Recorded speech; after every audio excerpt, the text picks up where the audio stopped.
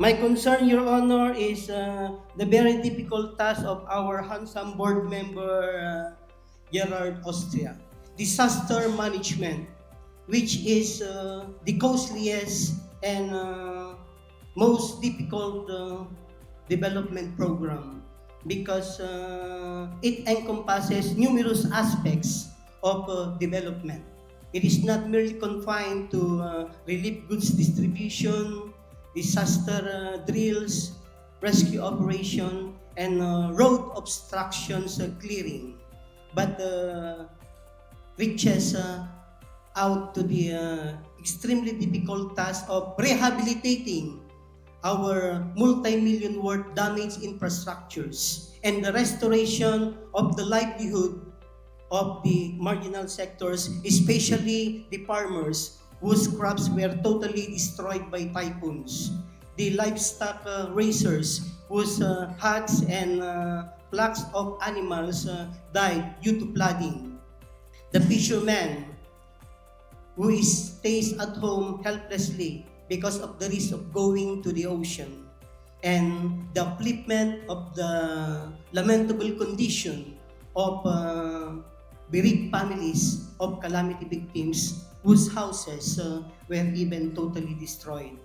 Needless to stress, the suspension or even cessation of our business and other livelihood activities. The disastrous effect of disaster, both man-made and natural, is so deep and indeed long-lasting. I myself have encountered true tragedies. First, our house at Barangay Katbangen, where I was born, was totally razed by fire. And second, our subsequent house at Barangay Ilocano Sur, which I renovated out of 300,000 pesos loan from GSIS and Land Bank, was likewise totally razed by fire just after 3 months from complete renovation. For that tragic reason, with modesty and without exaggeration, we in the Provincial Government of La Union has established the first Provincial Disaster Operations Center with then Governor Oros and Red Cross Administrator Lydia Bonalos as co-chairman and chairman. And we established and officially created the first La Union Provincial Government Disaster Management Division with permanent items approved by the Civil Service, which is actually the first disaster management office created in entire the Philippines. Then we conducted a series of trainings for Barangay Disaster Coordinating Council operatives, MDCC, CDCC, and PDCC disaster operatives in partnership with the Office of Civil Defense, then headed by Director Edgar Ulet.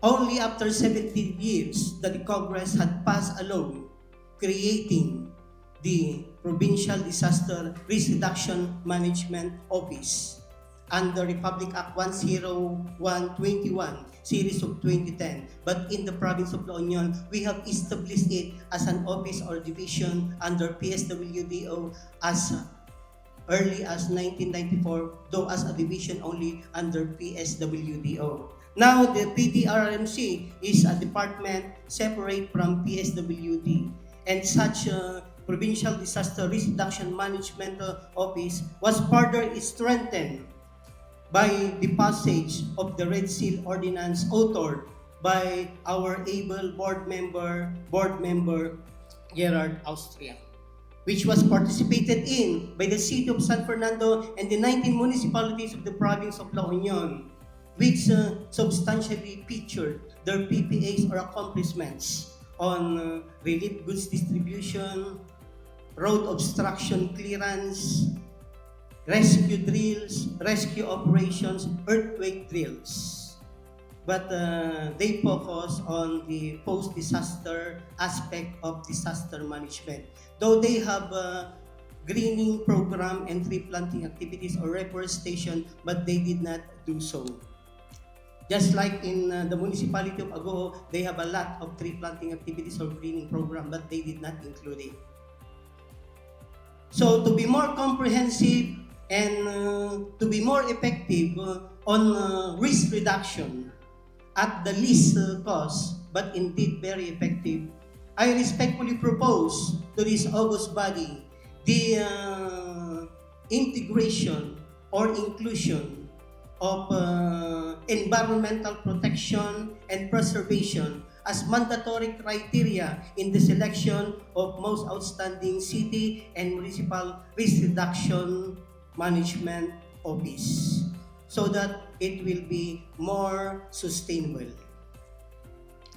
Others may consider it as a very ordinary proposal, but greening program or a tree planting activity is the least costly and indeed permanent and far more effective than infrastructure programs.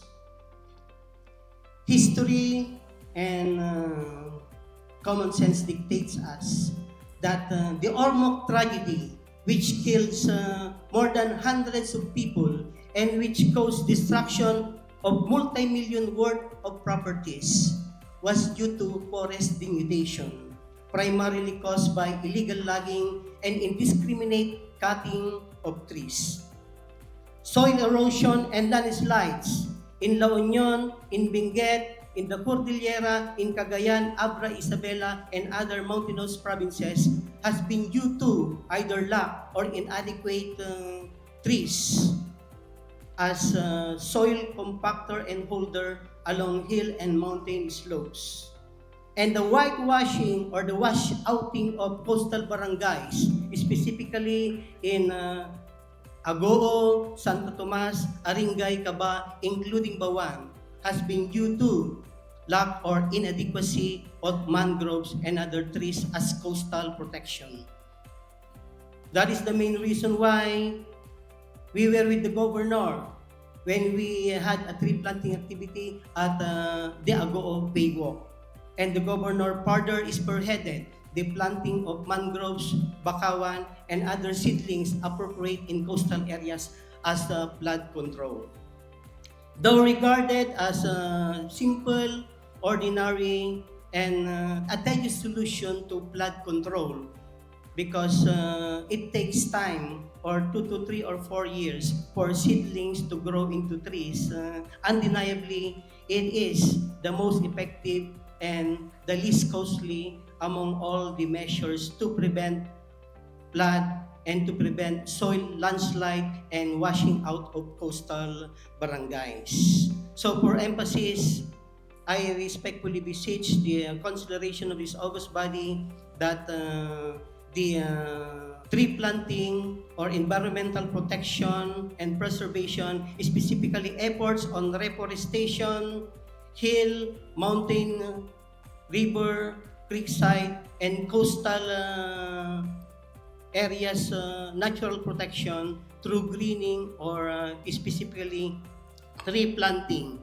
be considered as mandatory aspect of the evaluation because it is very sustainable and a permanent solution to our flooding, soil erosion, and landslide, and washing out of barangays in the province of La Union as well as in the other municipalities. And finally, one proposed criterion for evaluation is the construction, cleaning, and maintenance of locally funded flood control projects and drainages in the respective municipality as well as in the city of San Fernando.